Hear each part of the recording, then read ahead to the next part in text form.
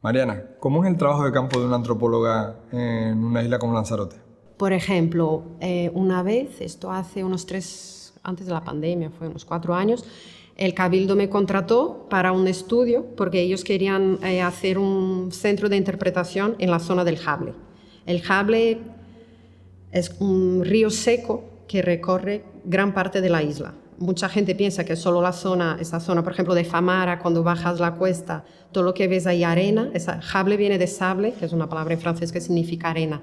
Entonces ahí es una parte muy visible que transitamos mucho, pero va hasta San Bartolomé, pasa por toda la isla. Entonces yo hice un estudio preliminar muy cortito, porque un buen estudio de ese tipo tarda, porque la antropología, el método, necesitas permanecer, estar, demorarte ahí, observar cosas que, por ejemplo, con un cuestionario no lo contemplas, no puedes tener esa respuesta que necesita un estudio de ese tipo. Por eso no me gusta tanto la sociología, que es útil, muy útil para muchos ámbitos, pero yo haciéndote una entrevista y marcando sí o no, tal vez, pues no voy a tener la respuesta que necesito, ¿no? En ese caso. Entonces, ahí entrevisté a diferentes actores que viven el Jable o que han estado en el Jable o que dependen del Jable para vivir, para ver si ellos querían que se construyera un centro de interpretación. Sería como uno de los CACT, otro CACT, pero con esa mirada como más ecológica. Me decían las entrevistas que era inédito poder cultivar batata en la arena.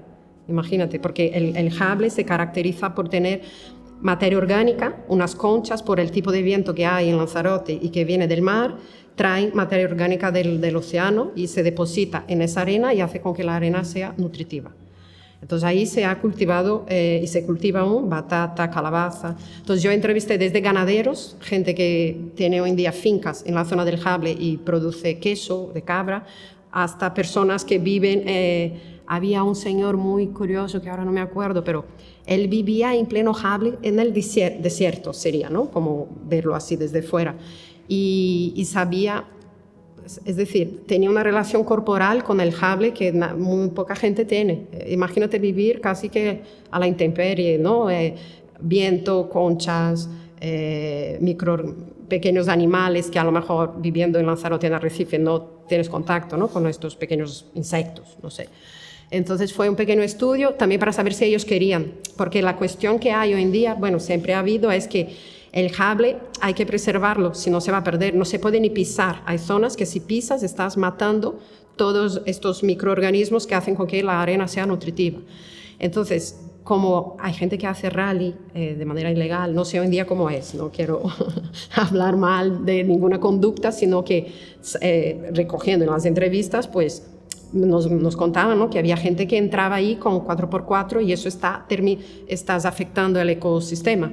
Entonces, dado que es muy difícil controlar la entrada, pues hacer con que sea un centro de interpretación. Por ejemplo, imagínate el Timanfaya suelto, que si no fuera un parque natural, ¿cómo estaría, no? Entrando la gente por curiosidad, sin ningún cuidado, sin saber dónde se puede entrar, dónde no. Sería una manera un poco de ir delimitando dónde se puede entrar y dónde no, y que la población, incluso la población local, pudiera conocer lo que hay ahí. Entonces hice el estudio, pero no salió el parque, no sé, ahora, eso hace años. También llegué a entrevistar viticultores, gente que no tiene mucha relación hoy en día, pero que su familia hace años o que se ha creado en la zona del Jable, no sé, personas del ámbito también cultural y artístico que por ejemplo, que han trabajado recogida de residuos en el Jable y que han hecho obras de arte con diferentes actores que se relacionan por algún motivo con la zona. Este fue uno de los estudios que hice aquí. Después hice otros pequeños estudios por encargo de organizaciones que el Cabildo les contrataba y ellos me contrataban a mí porque había y todavía hay pocos profesionales en el ámbito de la antropología cultural aquí. Entonces hice uno que fue para evaluar el programa Colegios de la Biosfera, que es un programa muy bonito, que es público, es de Reserva de la Biosfera, ¿no? Que es uno de los departamentos del Cabildo, y ellos trabajan con las escuelas unitarias en la isla. No sé si sabes lo que son las escuelas unitarias. Son escuelas rurales, chiquitinas, que están en diferentes municipios. Por ejemplo, hay una en So, hay en Montaña Blanca, Bueno, hay en diferentes zonas de la isla y son como las escuelas de antes, rurales, mezclan edades, no tienen como las asignaturas y los diferentes años como una escuela convencional. Son públicas y son pequeñas, entonces a veces diferentes hermanos están en el aula juntos. Y ahí a veces el mayor enseña al pequeño, solo hay una profesora, hay una que es la directora, es la profesora. Hay una en La Vegueta que es una preciosidad, una casa antigua en La Vegueta y, por ejemplo, y la señora que era la directora había estudiado ahí antes, entonces preservan pues toda esa cuestión comunitaria, ¿no? No se ha perdido, pero son como pequeñas burbujas y entonces yo hice un estudio pues para evaluar, no me acuerdo, pero tantos años del programa de reserva de la biosfera dentro de estas escuelas, que ellos hacen diferentes talleres y tienen proyectos con las escuelas. Mariana, ¿qué es la antropología urbana? ¿Es una asignatura nueva en arquitectura? No, es de la Universidad Oberta de Cataluña, que tiene un máster que se llama Ciudad y Urbanismo. Dentro de ese máster hay una asignatura que se llama, realmente el nombre es Espacio Público y Ciudadanía, pero es antropología urbana. Se llama así. La mayoría de mis alumnos son arquitectos, urbanistas, aparejadores, gente, a lo mejor un técnico de un ayuntamiento que trabaja con toda la parte de construcción y del ámbito público, la parte más tangible. Entonces mi asignatura da esa mirada intangible dentro de lo que es el espacio público, que es desafiador porque llega un arquitecto a lo mejor, bueno, un ingeniero, es más difícil trabajar con los ingenieros que tienen esa visión muy física, ven una casa, patrimonio, una casa. No, patrimonio también es una manera de hablar, un acento, una manera de coger la guitarra, todo eso, ¿no? Entonces el espacio público, de la misma manera, está hecho por personas, por gente que transita la plaza. No es solo la plaza, ¿no? Y todo lo que conlleva pues, que aquello sea un espacio en un lugar público. Es lo que la gente hace en este espacio. Con la aceleración económica que ha habido en los últimos 20 años en la isla de Lanzarote, nos preguntamos si hemos perdido la coherencia con la tradición arquitectónica de la isla. Yo creo que hay que mantener esa coherencia, ¿no? Cierta uniformidad. Y de hecho, para pensar en algo físico, ¿no? Que me estás hablando de arquitectura, que es algo muy, muy físico, ni siquiera estamos hablando de urbanismo, un poco también, ¿no? Pero las ciencias humanas y la antropología, voy a hablar de la antropología, es como si ese método o esa técnica, pero bueno, esa escuela de pensamiento estudia lo que está en el ámbito más inmaterial, pero siempre es lo que anticipa lo que vamos a ver, ¿no? Claro, si las casas empezaron a ser blancas a raíz de César, es que César pensó en esto antes, y probablemente con más gente. Entonces, primero era una idea, ¿no? Y después se ha vuelto algo muy concreto. Entonces, claro, que la gente piense que puede hacer unos edificios enormes en un lugar que tiene casas de baja estatura y más o menos monocromáticas, es sintomático de algo que está pasando para que la gente piense, o bueno, constructores o empresas, me refiero a gente así, pero para generalizar, ¿no? ¿Qué es lo que está sucediendo para que esto esté pasando ahora? Y que es un poco problemático, ¿no? Porque está saltando ante un paisaje que conocemos más limpio, que nos recuerda el lugar en el que estamos. Eso da tranquilidad a la población, a la gente que va, también al turista que a lo mejor viene buscando ese paisaje, de repente ese paisaje tiene un montón ahora empieza a tener unas grietas, ¿no? Porque aparecen cosas que saltan y tal. Entonces yo creo que habría que pensar cómo se piensa Lanzarote, cómo la gente que vive aquí se piensa dentro de ese territorio, para ver si el futuro va a ser esa disrupción que a lo mejor puede dañar la imagen o el paisaje que nos hace sentirnos bien en nuestro territorio, ver cómo la gente piensa el entorno un poco, ¿no? Así. Mariana, desde tu experiencia, ¿cómo se previene o, mejor dicho, se conserva el patrimonio arquitectónico heredado? La idea de preservar el patrimonio, yo pienso que hay que ver las personas antes, ¿no? ¿Qué es lo que quiere la gente? Y ahí pues se puede promocionar pues encuentros para escuchar. Sé que está de moda, no sé si tú sabes eso porque es del ámbito más social, está muy de moda pues la participación, las políticas de participación ciudadana. Yo creo que incluso desde Europa hay dinero para que los ayuntamientos promocionen la coparticipación. Por ejemplo, como una madre o un padre y con niños pequeños. Los niños muchas veces escuchan cosas que no queríamos que escucharan, ¿no? Y aprenden mucho así, porque no se está dando un lugar específico para esa escucha, sino que es la vida misma y están en casa y los padres dicen cosas, a veces bajito, y los niños escuchan y lo absorben. Aprenden observando los gestos y los comportamientos, ¿no? También aprenden en la escuela, por supuesto, con un libro y en lugares específicos para ello.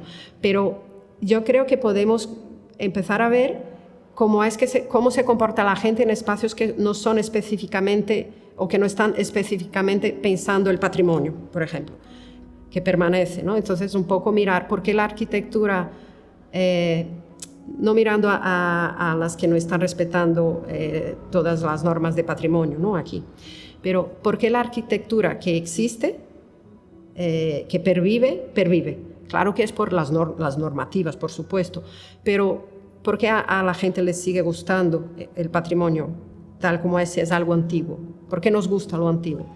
Mariana, hablemos de un problema que nos concierne a todos los conejeros, la falta de oferta de viviendas.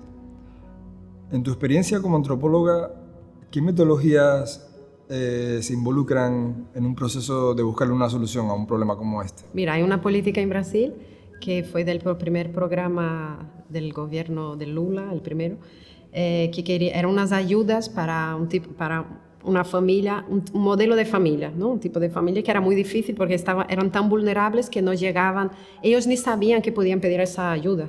Entonces, claro, los técnicos del gobierno decían, del ministerio, eso no va a funcionar porque la gente no va a venir, están tan tirados, ¿no? Son tan vulnerables que ni saben, y aunque lo echemos en la tele, no tienen tele, no va a llegar. Entonces se creó una figura que es el agente comunitario, creo que algo así, no sé si era agente comunitario de vivienda, no sé, algo así.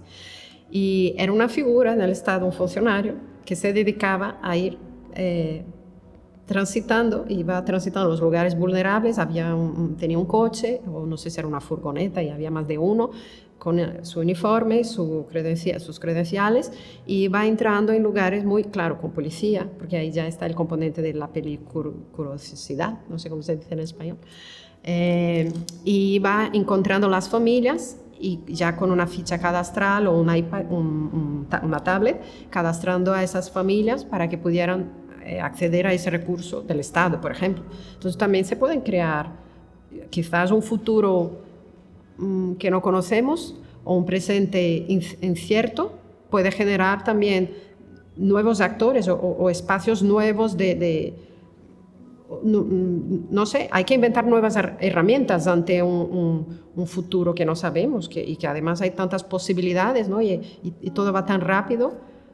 Yo no descarto, no soy politóloga ni mucho menos, no tengo conocimiento de ello, pero yo creo que a veces también hay que crear recursos nuevos, herramientas nuevas ante realidades tan inciertas y que no sabíamos a lo mejor hace 20 años que esto existiría, ¿no? Incluso lo de la vivienda vacacional, me imagino que hace 20 años la gente llegaba y podía tener donde vivir para trabajar, o quizás no había tanta gente que venía a trabajar aquí, ¿no? La realidad va cambiando y va exigiendo también nuevas estrategias.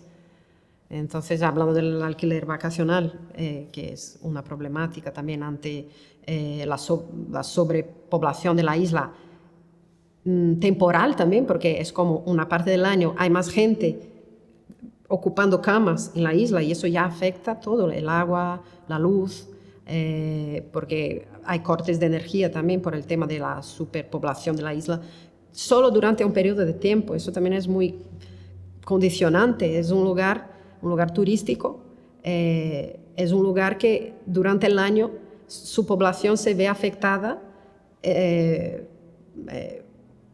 bueno, ve sus recursos afectados de manera temporal. También ni siquiera se puede inventar una política que considere que el año entero es igual. Es que no es igual aquí, cambia, ¿no? El verano cambia, hay temporadas, es un lugar que tiene que convivir con saber que la realidad se cambia según las estaciones del año o de la entrada y salida de turistas, ¿no? Entonces es un lugar que no tiene que tener la misma política vecinal de Barcelona, por ejemplo, porque no hay edificios, ¿no? Entonces, me lo acabas de comentar y es verdad, pues crear alguna herramienta que sea específica de la isla.